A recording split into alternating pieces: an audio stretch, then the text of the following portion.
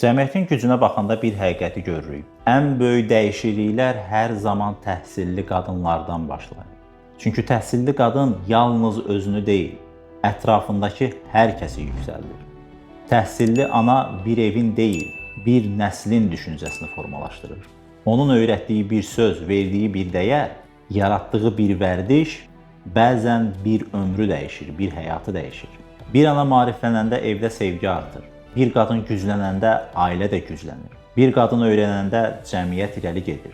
Bu, tarix boyu dəyişməyən bir qanundur. Amma burada çox vacib bir nöqtə var. Təhsilli olmaq yalnız kitab oxumaq, diplom almaq, dərs bilmək deyil. Hər şeydən əvvəl doğru insan olmağı bacarmaq. Vicdanlı olmaq, mərhəmətli olmaq, ədalətli olmaq, empatiya qurmaq, bir insanı incitmədən sevgi ilə danışmağı bacarmaqdır. Təvazökarlığı, mərhəməti və insanlığı qorumaqdır. Təhsil bizi yüksəldir, amma insanlıq bizi tamamlayır. Unutmayaq, cəmiyyəti dəyişdirən qadınlardır. Qadını da ucaldan onun insanlığı və dəyərləridir. Təhsilli qadın həm gücdür, həm nurdur.